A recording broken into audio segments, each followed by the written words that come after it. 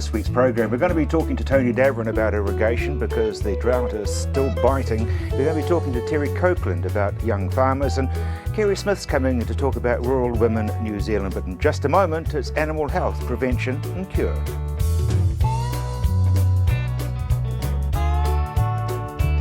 Sticky sort of weather, we're going to be looking at fly strike, Nick. Absolutely. So yes, well, humidity is the big driver for fly larval development and pupation, and hence the fly. And so I think everyone needs to be aware that this is going to be a risk period for fly strike. Two types, is the primary and the secondary? Yep, so it's quite important to understand the difference. Primary strike is driven by a couple of different flies, and the big nasty is the Lasilia caprina, the green Australian strike fly. So primary strike basically means that maggots that are produced by primary strike flies will, regardless of whether there's a wound or not in the skin, they'll burrow into intact skin and make a strike wound.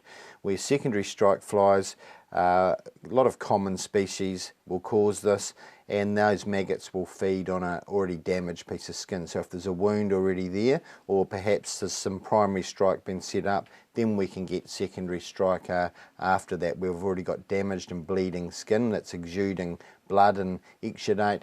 Well, then secondary strike flies can get involved. So now we automatically think that it's going to be around the back end because of dags, but those green ones will go into folds in the skin. Absolutely. So merinos are a classic breed to get strike, but there's another couple of big issues that people should be aware of.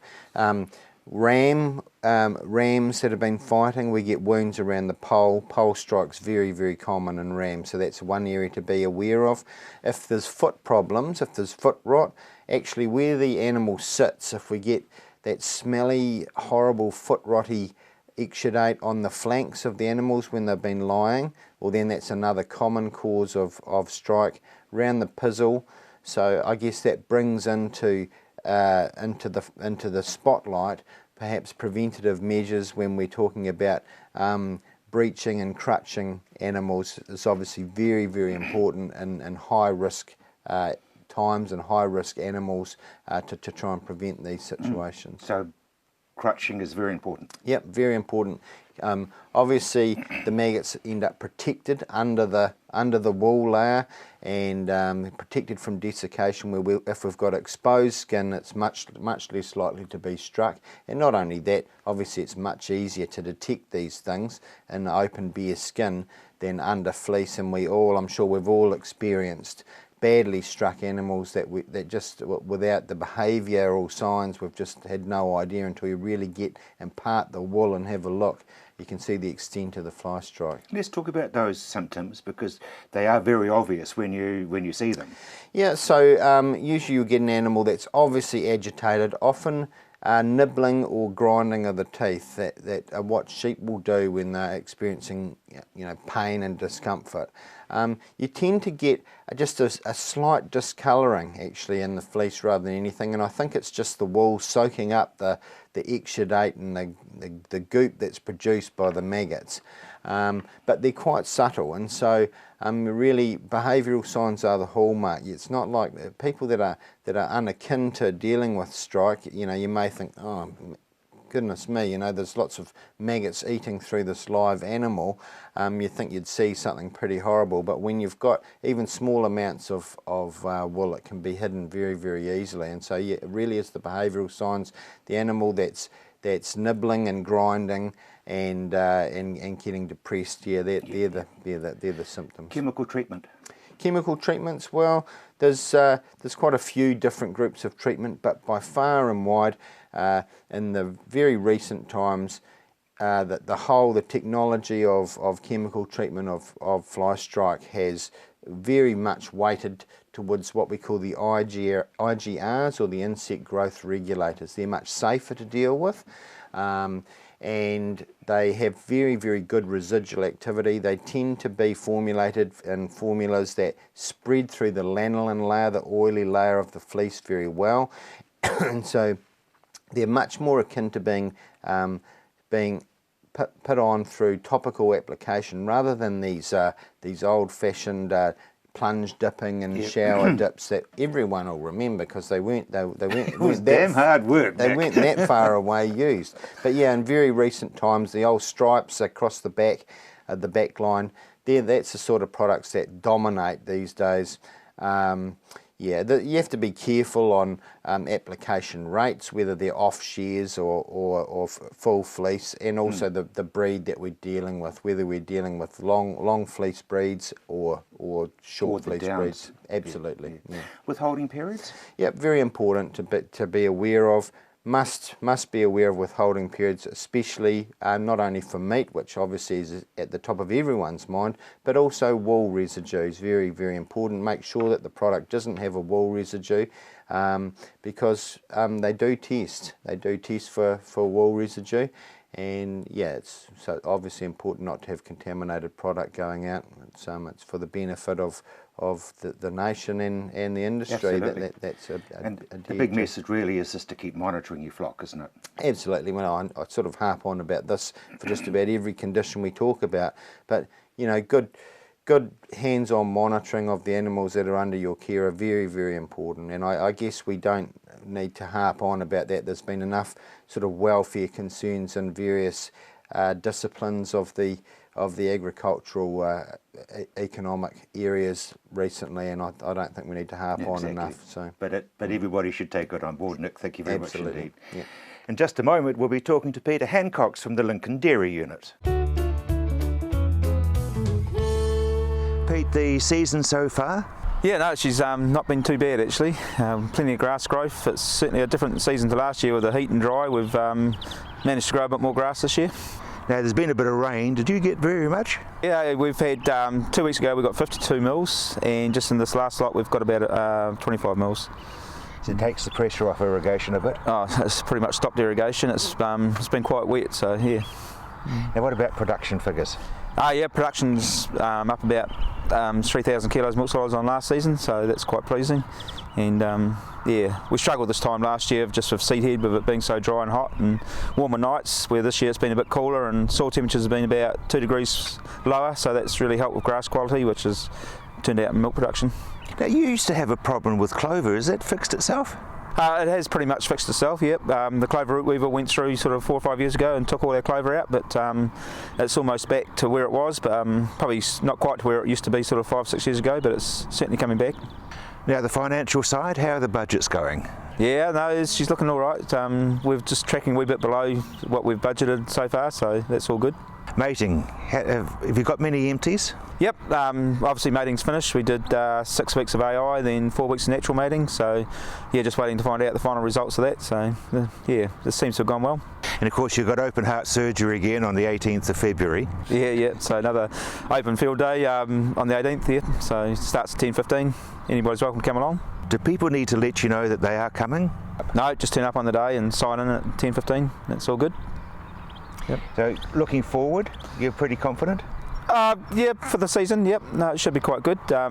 We've made a lot of extra baleage on farm this year of silage, so we've made 183 kg dry matter a cow this year, which is almost, well over double what we made last year, so it's setting up quite well for a good autumn actually. The numbers, they're about the same as last year, but they are down. Yeah, we're running the same system as last year, so calf had 560 at peak.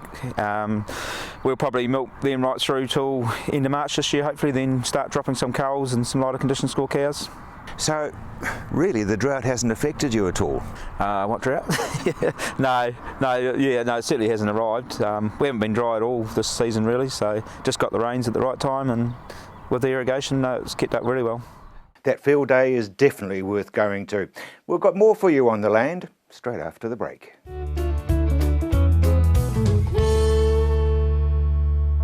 Be Active begins here in the cold, clean, unpolluted southern oceans of New Zealand. Be Active amino acid biostimulant, natural, 100% pure, manufactured from healthy deep sea fish from sustainable New Zealand fisheries. New Zealand's Be Active amino acid biostimulant, the way the world is growing. Working with nature, good for the plant, good for the planet. Now that's growing for good. I've been reporting on farming matters on the radio and newspapers and on television for 40 or so years, but communication, like farming, has moved on. So we've come up with On the Land, online and through YouTube on any screen, anytime and anywhere. Just push play and see and hear what's happening today in our rural community. You'll learn and be informed about the latest and best information farming matters. On the Land, bringing farming information into the 21st century. So join us on our website, ontheland.co.nz. You know that saying, content is king?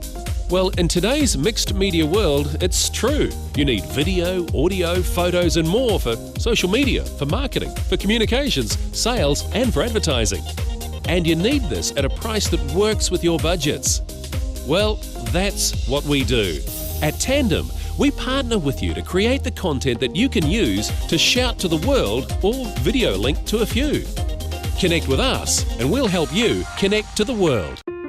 We're living on a planet facing almost insurmountable challenges. Challenges we have to face sooner rather than later.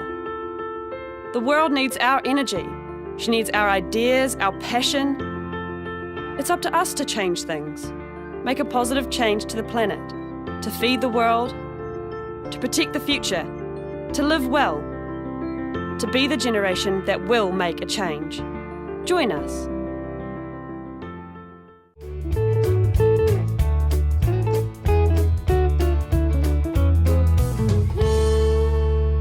Doug, it's been a pretty good rain. Does North Canterbury get any? Certainly did, Rob. Got between 70 and 90 mils over most of North Canterbury. And That's 3 inches in the old time. yeah, the driest area is probably Waikari Harden, and they've had about 70. But it's certainly a bit of a turnaround, and given people a huge lift to just let them know that it actually still can rain up there. I've got this mental picture of people dancing in the rain with no clothes on because they're so excited. I mean, it would have been genuine excitement. Oh, look, it was. And actually, you're right, Rob. There was an unconfirmed report of someone actually doing that. I can't divulge any No, more don't than tell that. us who, because... But I mean, that really... They haven't had rain for 2 years, really, have they? That's right. And you may have read that the rain they'd had in January was actually more than they'd had in the first 4 months of last year. So just gives you some indication of, you know, how dry it was. And the other interesting statistic about the rain is that a gauge in Medbury measured 238 mils last year, and the driest place in New Zealand ever was only about 28 mils less than that. So it's pretty dry. It's greened. It certainly has. The biggest effect of this will be on brassicas and winter feed crops, which have just been sitting there, and now I'm being told that they're jumping out of the ground, which is really good. In terms of the pasture, obviously there has been quite a lot of damage to pasture through 12 months of drought. There is actually quite a lot of dead patches, so there may be needed to be refurbishment, oversowing, direct drilling type stuff in a lot of cases to get your pasture back up again. And a very loud warning about nitrate poisoning. I understand that. It's very loud warning. They need to be very careful the way things are developing, because very, very rapid growth now in those brassica crops.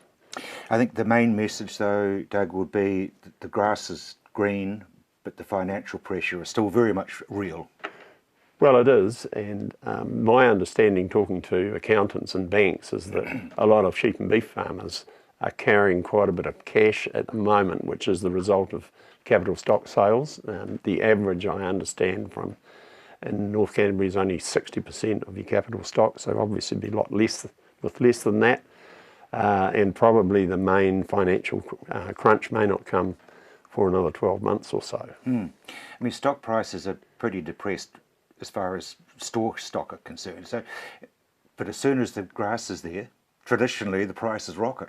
Well, that's an interesting comment. I'm actually going up to Harden on Friday. It is the annual ewe fair up there, and I think there's about 15,000 adult sheep, two-teeth and ewes there. So that's really going to be a bit of a test of the market to see how farmers are going to go, whether they're going to jump back in and restock immediately, whether they're going to breed their own replacements, or yeah, how that'll go. Yeah. And you've had the minister in town, well, in the country actually, really. Well, last Wednesday he came to a farm in the Weka Pass, and it's rather ironic that because there'd been quite a bit of rain that was going to be held in a wool shed, but they had to take it to the front lawn of this property because there was too much mud, and the minister actually arrived in gumboots.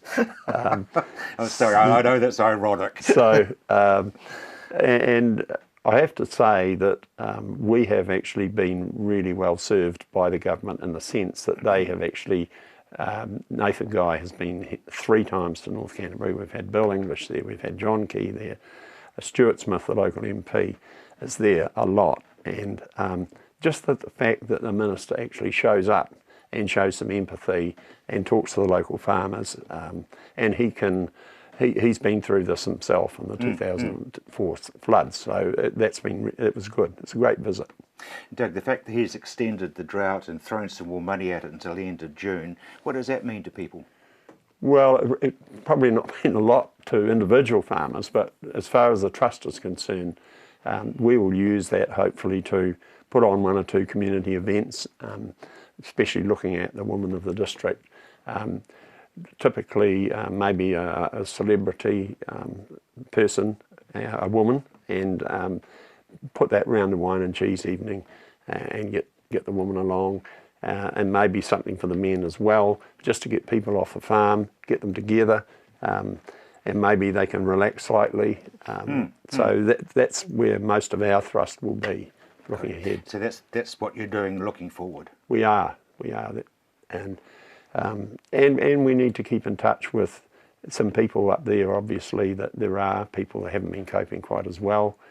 We have some people who are on the rural assistance payment, which especially for farmers, puts food on the table. We've got some of those that we're working with as well. Doug, thank you very much indeed, and keep up the good work, because you are the saint. You, as the Rural Trust, you're magic. If you'd like to know a bit more about stress and how to necessarily recognise it and to deal with it, go to our website, which is ontheland.co.nz, and look under mental health, and I think you will find that there'll be some messages in there that may help you, family or neighbours. In just a moment, we'll be talking with John Wally.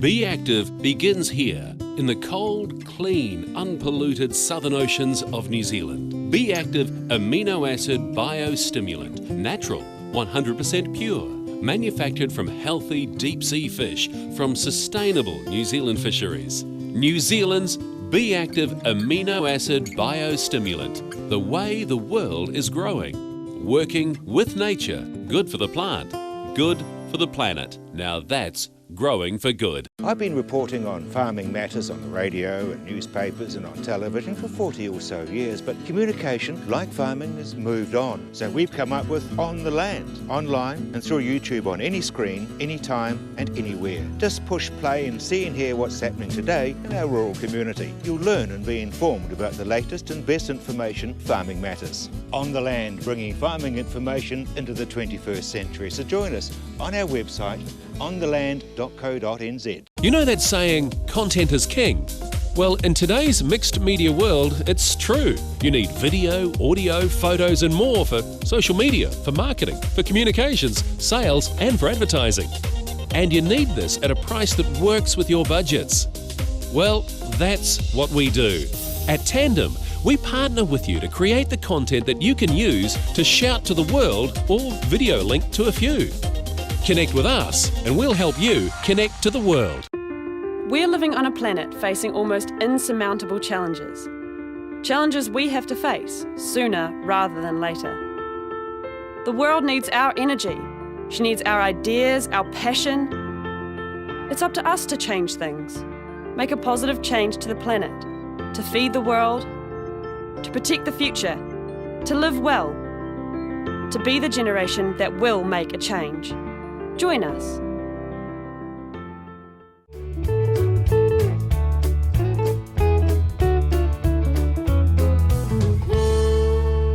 John, globally, what's happening as far as 2016 is concerned? It sort of looks a bit well, it's like not been a good start. I mean, we've seen markets selling off. And it's been all around the world, NZX, ASX, Asia, North America, Europe. Everybody's gone sort of, it's time to rush for the exit. It's picked up a bit of late, but the indications are that there's a lot of nervousness out there. And I think, as we were just saying a few seconds ago, I think everybody shares that right now. Oil prices are dropping. Well, the payout's down. Everywhere is sort of in the commodity space. I mean, oil, 30. I saw the guy, I was talking about Davos, they were asking people, what's oil price going to be this year?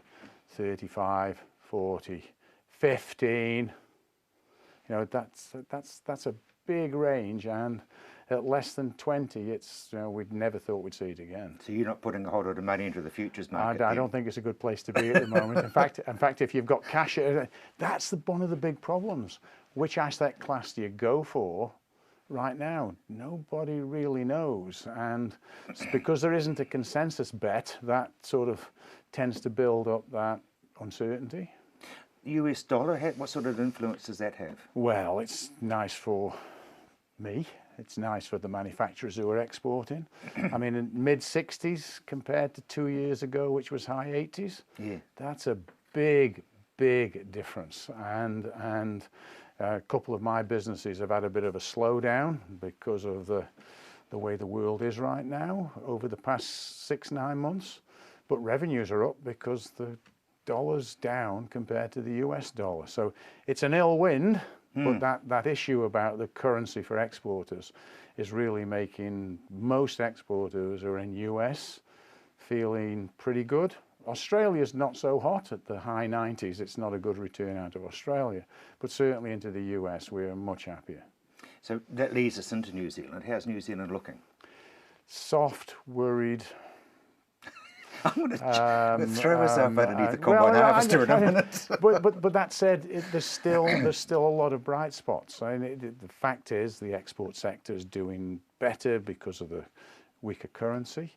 There's still the issues around drought, still the issues of soft dairy commodities. These are things that we have to deal with in the economy. And there's nothing you can do about that. You just, because we're in a world market. Well, what you do is focus on your costs. I think a year ago we were saying sell the toys, pull the belts in, because that's the reality of soft markets.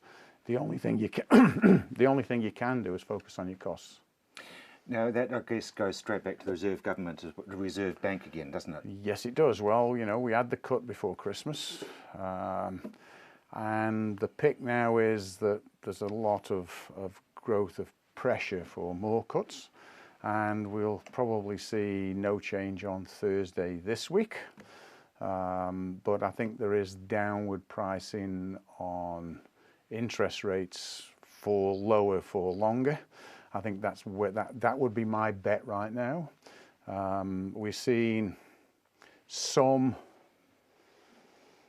change internationally, moving away from the reliance on monetary policy, normalization in the US, that's pressuring Europe, it's pressuring development markets. And here, downward pressure makes sense. It makes sense in terms of the cross into Australia, again for exporters. TPP is going to be signed here next month. Yep, TPP, it's the one hand and the other hand. On balance, if we can make sure we manage the potential downsides around intellectual property and paying more for drugs, open trade is generally better for New Zealand, and certainly for my interest, it's let's get the tariffs down wherever they are. I mean, are you surprised that there are people protesting in streets? And there is that underpinning worry about sovereignty.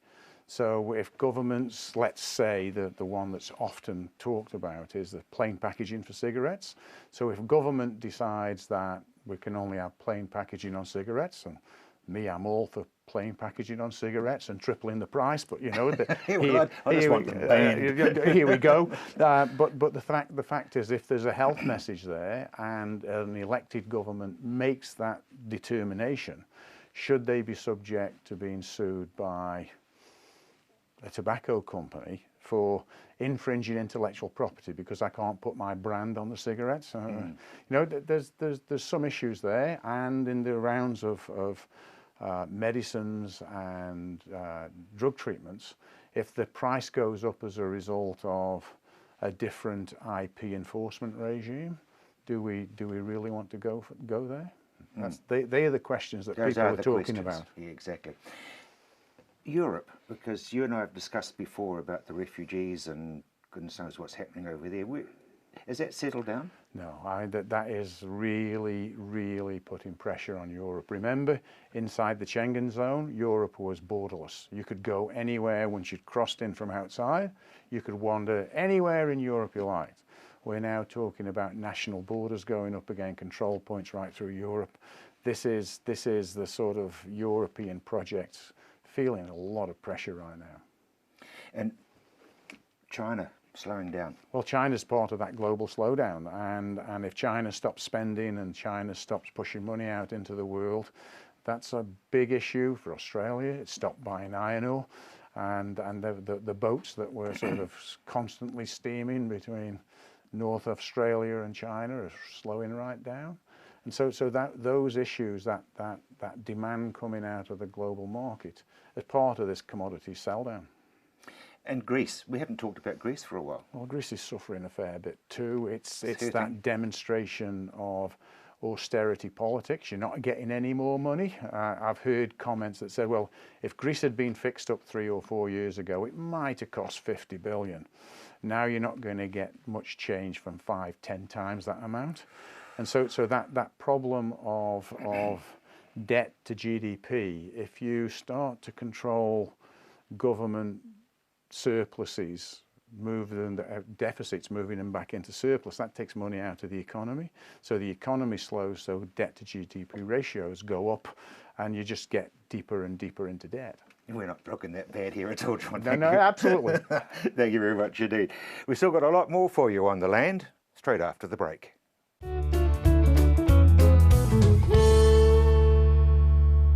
Be Active begins here in the cold, clean, unpolluted southern oceans of New Zealand. Be Active amino acid biostimulant, natural, 100% pure, manufactured from healthy deep sea fish from sustainable New Zealand fisheries. New Zealand's Be Active amino acid biostimulant, the way the world is growing. Working with nature, good for the plant, good for the planet. Now that's growing for good. I've been reporting on farming matters on the radio and newspapers and on television for 40 or so years, but communication, like farming, has moved on. So we've come up with On the Land, online and through YouTube on any screen, anytime and anywhere. Just push play and see and hear what's happening today in our rural community. You'll learn and be informed about the latest and best information farming matters. On the Land, bringing farming information into the 21st century. So join us on our website, ontheland.co.nz. You know that saying, content is king?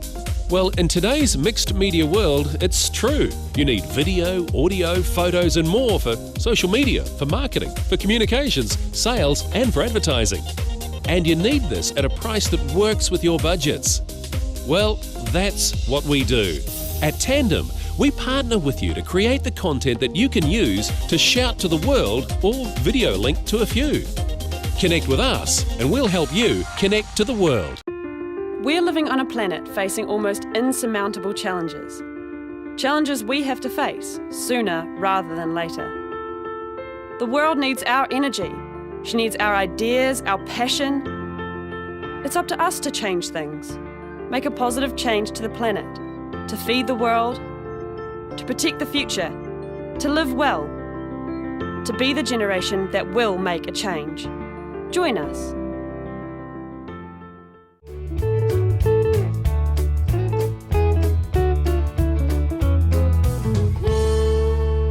Terry, new year, and I guess it's the challenge of this year's Young Farmer of the Year. Sure is, and we've got some pretty good news around that too, that new sponsor, and in fact new sponsors across the program there, so it's the FMG Young Farmer of the Year, and we've reverted back to the Young Farmer of the Year title rather than Young Farmer Contest. And yeah, really looking forward to a great year. Tell me about your sponsors, because they're vital. They're not important, they're vital, aren't they? Yeah, they are vital. I mean, events don't run themselves and don't get funded on their own, and this is such a vital thing for the agricultural industry to really showcase excellence. So We've been really lucky that we've got a lot of long-term sponsors. You know, we've had Honda for 40 years. Have you really? This is the 30th anniversary for Ravensdown. But yeah, for FMG, taking on the principal sponsor role is awesome for us. Prize package still huge? Was it really as big? Yeah, and increasing. So again, another thing that FMG wanted to do was make sure that we actually reward people right across the competition, not just the people that make it through to the grand final. So the most significant difference in terms of prize money is at district final level. So yeah, it really encouraged more people. We had just about 300 entrants this year. And they entered, of course, without knowing we'd increase the prize pack, so that's always a good sign. So retrospectively, they end up with a bigger cheque in their hand for those that got through to regional finals. And who's the other new sponsors? Yeah, so the new ones are Meridian Energy. So they've come on board, and we've created a new category around agri-knowledge, so the night show quiz events, and really trying to upscale the academic side of the competition. So a lot of work in the last 6 months has gone into sort of rebalancing the skill base that our finalists need, and it's balancing the practical skills, the academic, and then the presentation skills. So yeah, really find that all-rounder. I noticed last year all the finalists were males. Yes, and we are really working hard to get more women involved in the contest right the way through. This year we've had about 25% of our entrants are women, which is up on last year. Still a long way to go. About 45% of our members are female. And if you look at the university enrolment in most of the big agriculture programs, more and more women are getting into agriculture, and we want to reflect that in our competition as well. That you know, it's not all about brawn. You know, the real skill base in getting through is around ability and skill. And let's face it, you know, the women are now playing a huge role in agriculture, whether it's they run the financial side, or a lot of them run farms while their husband's in town. Yeah, exactly right. And you know, with the amount of technology now available on farm, it's not all about having great big muscles anymore. And you know, the business side of it, as farms have become businesses, then yes, you definitely see the relationship on farm quite different to you know, our parents' generation, where he made all the decisions and she made the scones. Yeah, exactly, and that has almost gone to the other extreme. Yeah. I mean, you hear the stories, don't you, Terry, about do you need that new tractor or do you just want a new tractor? Right. And I mean, that's important news. Yeah, it is. And also what we're trying to do in the competition too is reflect what modern farming and modern agriculture is. So a lot more technology-based stuff coming in. We've introduced things like human resource modules, because a big challenge on farm is managing it as a business and how you actually deal with staff. You know, and once again, that's very much a female-run area. Yeah, quite often. In a lot of cases. Yeah. But we want to make sure that the competition actually reflects reality, and yeah, we're making some good improvements. Not just the people who are on the land, there's a lot of people who are associated with agriculture who apply and can get to the top. Yeah, exactly. So it's not just about the gumboot wearer. The competition really is anybody who's interested in broader agricultural primary industry stuff can have a go. And that's the other thing that we've really tried to push this year too, is that whilst at district final level, and we're going to probably change the name because it's not a final, it's a qualifier to get through into the regional finals and grand final, but actually have a go and look at what skills that you've already got that you don't know you've got, and have a lot of fun just learning things that you don't know. And so often you learn so much from the other people. Yeah. And we also want to make sure that the judges who are running those individual modules at district final level can actually educate as well, rather than just score. Absolutely. Lower down the ranks, you've got schools. Yep, so TNAG for high school aged students and agri kids, and we've really, it's amazing, you know, schools haven't gone back yet, but we've already got a lot of interest already for the first couple, and our first one starts on the 20th of February. If we waited till schools come back, would be a bit late, but there's a lot of interest already for the first two upper northern regional finals. So yeah, we're hoping this year to break records. We did last year with our student numbers. As you remember, South Island won all three categories last year. Yes, we were very lucky. Yeah, so it'll be interesting. I think it's a lot more keenly contested this year. Yeah, the North Islanders will be looking and saying, hey, hang on, you guys don't own agriculture. Yeah, and another development is, again, lifting that standard for TNAG to be a junior young farmers level rather than a senior agri-kids level. Yep. So a lot more machinery and modules that actually are a lot more challenging. So the the step up once you turn, or you can actually enter district finals from 16 if you really wanted to, but to step up from TNAG to Young Farmer contest, we want to make that a little bit easier and encourage more young people to have a go earlier on. When you talk to a lot of the people that get through to grand final of the Young Farmer of the Year contest, they say, gosh, I wish I'd tried this earlier. I'm getting to the age where I can't enter anymore, but if I'd started 5 years earlier, and that's what we want these TNAG kids to aspire to. And you've got your littlies, you've got your primary school Yeah, guys. and they're cute, aren't they? Like, Yeah. they really love it. And the big thing for us is just to engage that excitement. Yeah. You know, if you can capture their imagination, and we're certainly getting out to a lot more schools that aren't just rural based. So if you capture that interest early on, who knows what will happen when it comes to Terry, careers. thank you very much indeed. We've got more for you on the land in just a moment. Kerry, it's been a very bad year as far as drownings are concerned. Absolutely, and like everyone else around the country, Rural Women New Zealand's terribly concerned about that. It's been an unprecedented number this year. It seems to be incredibly high, and we're recognising that, you know, some of that is about swimming lessons for children. They're not learning to swim, and we're seeing that increasingly with our schools not having school pools. Increasingly Because schools... they're not having school pools. Well, because they're not having school pools, they're not getting the swimming lessons that they would traditionally have had. In the past, they would have been swimming all summer, but now when there's no school pool, they might get a week of intensive school lessons at the pool in town, and it's not enough. And we're It's also something finding, you and need to practice, isn't for it? rural schools who don't have access to the pool in town, it's actually increasingly difficult for them to maintain their pools and keep the children learning to swim. And have that confidence around water.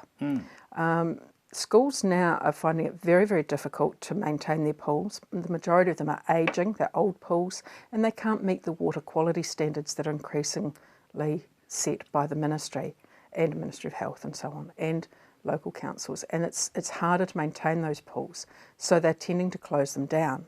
And that means it's not just a loss for the school, but it's a loss for the community, because in the rural sector, those schools often be the community pool as well. Yeah, absolutely. You know, and families use those pools after school, and it's a chance for the family to have community time. And so Water Safety New Zealand and Rural Women New Zealand is supporting them in this. They're starting a campaign encouraging people to adopt the pool and actually fundraise for it and keep it open. And that way our children are going to learn to swim, they're going to be confident around water, and hopefully we'll see a lot less of these drownings happening. Okay, I mean, I'm just quietly smiling because when I went to Westerfield School, we had the water race diverted into the school pool, Yeah. and we swam in irrigation ditches. I know. And so all of a sudden, what's happened to well, a lot of it is around the water quality standards. The schools Yeah. just can't meet them on those ageing pools. And so they're closing them down. Children are either not learning to swim, or they're doing dangerous things like swimming the irrigation ditches and irrigation ponds, which of course at this time of the year are incredibly dangerous, because, you know, the pumps are running, that water's being sucked through at an incredible pace. Yeah, Children yeah. can't swim in that kind of current, and they're putting themselves at great risk. And so we're very concerned about the school pools closing, and so that's why we're supporting Water Safety New Zealand and encouraging communities, businesses and people to adopt their local pool and do what they can to raise the funds, keep it open for the children's sake, but also as a community facility as well. He for she? Please explain, Kerry. He for She it's an international campaign that is being spearheaded by UN Women and a number of organisations locally, and it's around encouraging men to get on and be involved in the debate around gender equality and women's empowerment. Obviously for many, many years, women have been talking about, you know, gender equality, equal rights, empowerment, equal pay, all those gender equality issues. And now we've reached a stage where it's really important that the men come on board. And, you know, they've been listening and nodding and, oh, yes, sounds like a great idea, but it's actually now time for the men to stand up. And so the He for She campaign is around encouraging men to do that, to stand up and say, look, this is an important issue, we need to address this, and take some real practical steps.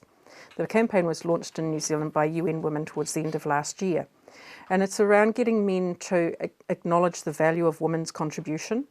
And when we look at it in a rural sector, we see, you know, there's a lot of women working in the rural sector on farms and so on. And certainly our gender pay issues is nowhere near as bad in the rural sector as it is in a lot of other sectors. We're doing quite well in that area. But it's around giving women a voice and encouraging women through management. And in the farm business sense, making sure that the women in the partnership also have a voice in the decision making, the planning and the ideas, and taking that right through the whole scope of the business, right from setting up the business, helping her through raising family and childcare issues and ensuring her career can still continue, but also right down to the succession end, and as the family's exiting the business, looking at what's the woman's view on this, how are her needs going to be addressed, and how are the daughters going to be assisted. Because often we see so many times in the rural sector, the farm's going to be handed on. She usually goes to the son. Maybe the daughter might get a nice house in town if she's lucky. But it's about trying to be fair and equal around that and ensuring that her needs are also taken care of and that she has a good voice in the planning and decision making. Kerry, thank you very much indeed. Straight after the break, we'll be talking irrigation with Tony.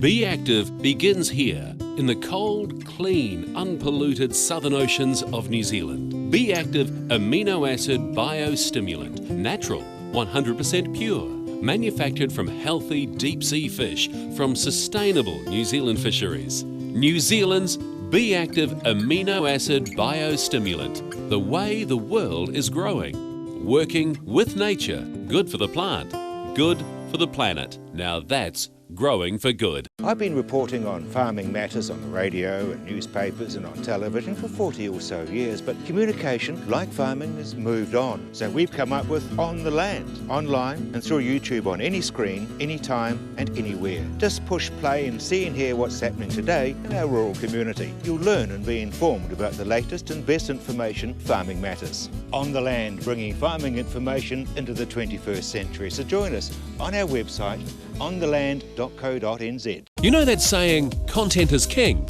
Well, in today's mixed media world, it's true. You need video, audio, photos and more for social media, for marketing, for communications, sales and for advertising. And you need this at a price that works with your budgets. Well, that's what we do. At Tandem, we partner with you to create the content that you can use to shout to the world or video link to a few. Connect with us and we'll help you connect to the world. We're living on a planet facing almost insurmountable challenges. Challenges we have to face sooner rather than later. The world needs our energy. She needs our ideas, our passion. It's up to us to change things, make a positive change to the planet, to feed the world, to protect the future, to live well, to be the generation that will make a change. Join us.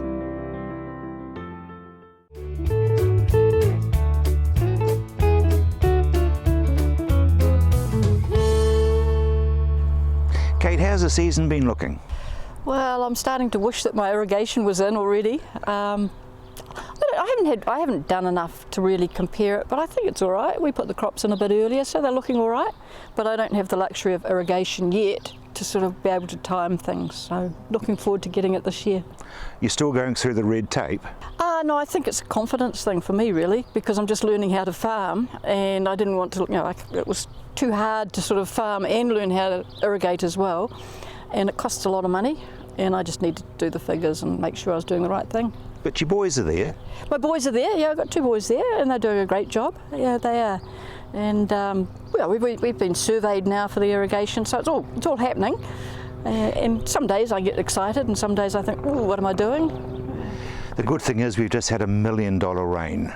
Well, I think it's a great rain, except I'm starting to be a typical farmer. We're about to harvest the lupins, and we can't do that, of course, when it's raining, so it's given us a bit of a break in the harvest. Well, actually, we haven't started the harvest yet, but it's great for the grass. Yeah, of course it is. Obviously, we're not far away from an airfield. It's a local flight path, yeah. It doesn't always happen, but that's okay. How's the harvest been looking? Yeah, they are looking all right, yes, they are. They are, and we don't have the luxury, and we don't have the yield of the irrigated guys, but they're all right. Yeah, they're all right, but you never count it until it's in the silo, till it's in the bin, and so until we get the header through, we won't really know what they're like. The other thing is that with cropping farming, you're not getting the returns you used to. Oh, they're not. No, they're not, because we do mainly wheat and barley. I mean, we've got lupins and peas, but the wheat we do feed wheat and bread wheat.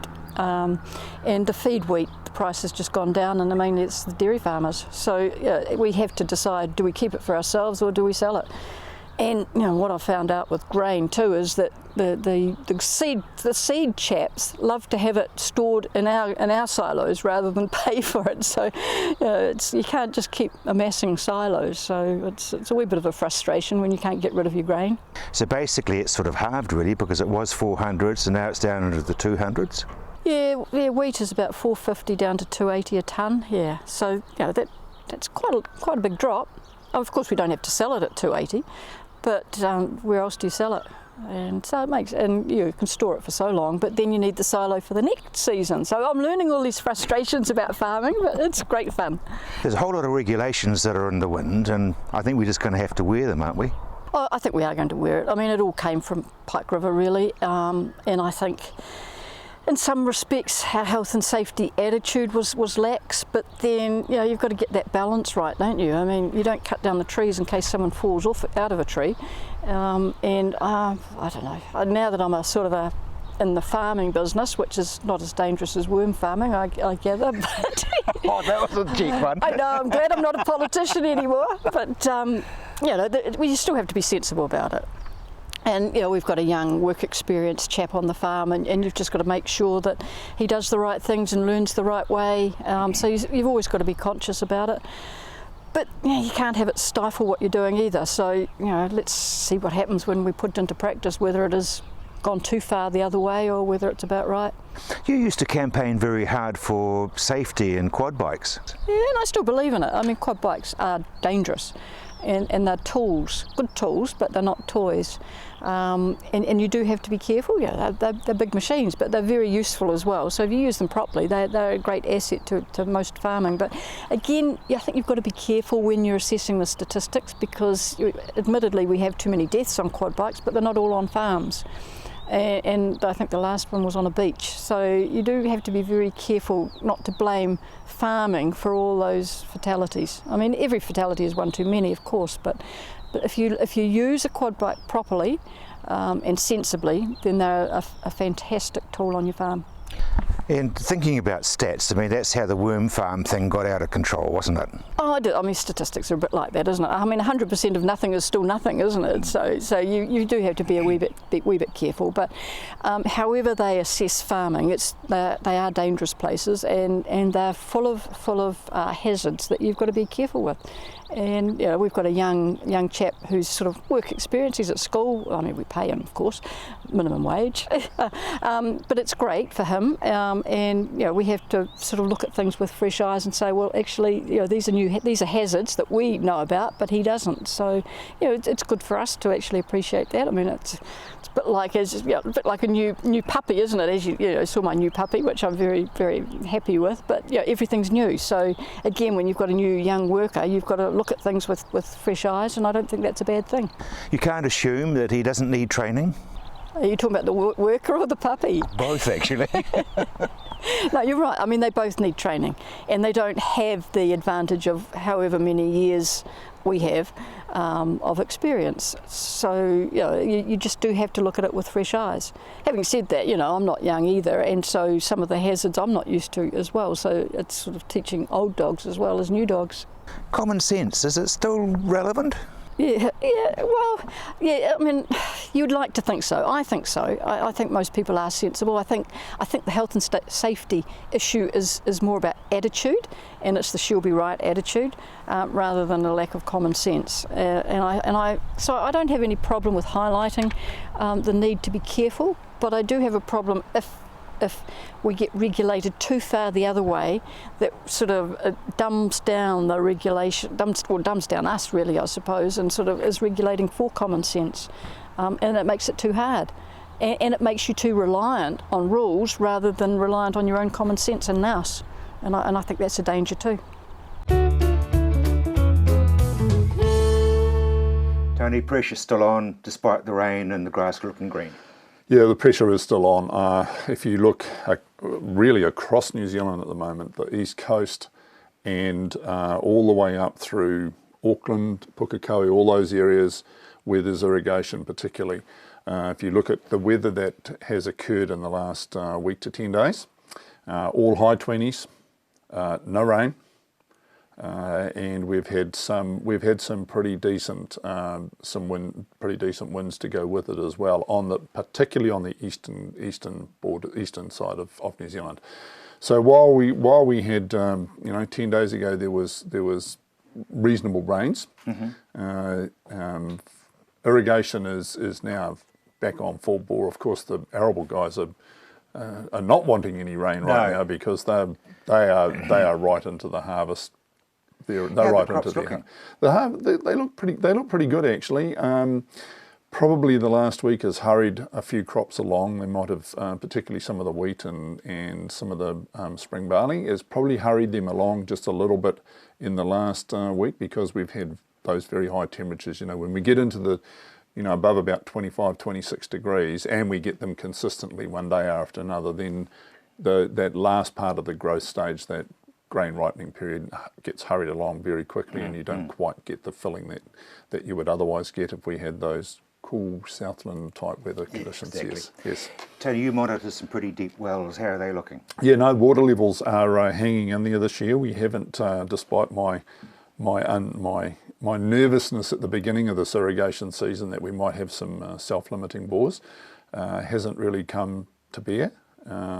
So that's very pleasing that we've got to this point, nearly to February now, where water levels have hung in there really well. And if you go into parts of the North Island, for example, go to the areas like the Heratonga Plains, they've had good freshers down the major rivers there, which recharge most of the groundwater system. And so when I was there last week, for example, the Ngātaroa was not on restriction, which is one of those yardstick rivers that you might take, that if the Ngātaroa goes onto restriction, you're in trouble. We've got real problems. So it wasn't on restriction. They'd had a reasonable fresh the week before, and that builds the recharge up in the groundwater system as well. So groundwater levels are hung in there pretty well, and of course every time we get a northwesterly fresh, then the major irrigation schemes in Canterbury are pretty much back on full bore again.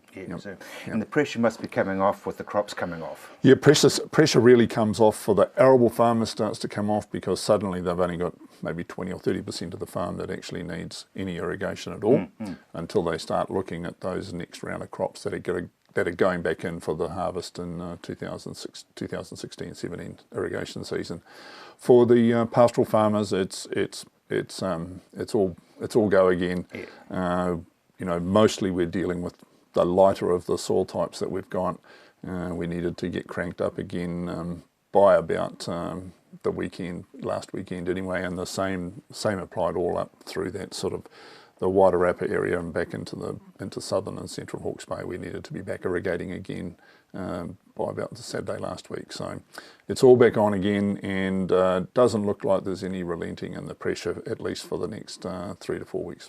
Now, El Nino, you've said very recently that it's not going to give up. No, El Nino has not given up. In fact, when we last spoke, it had showed all the signs of strengthening again. It had a little bit of a perturbation. It had just sort of gone off the boil a little bit for a week or two, but it was certainly strengthening again, and it hasn't shown any signs again. I mean, if you look at the next weekly SOI index, which is sort of one of the key indicators of El Nino, it was strengthening again. So I think we can be pretty sure that those conditions are going to be with us now until we get to at least end of March and going into April. So don't take the foot off the pedal. So we don't know, of course, what's going to happen in the winter, isn't it? Has NIWA said anything? No winter forecast yet, because until we get a bit of a relaxation with El Nino, then we could end up with, if we have an El Nino winter, it'll be very much like we had last year. Cold, southwesterly, not a lot of rain. We live on our nerves. Tony, thank you very much indeed. I'm Rob Cope-Williams. You've either been watching or you have just missed the program, but I will be back at the same time next week. Until then, bye now.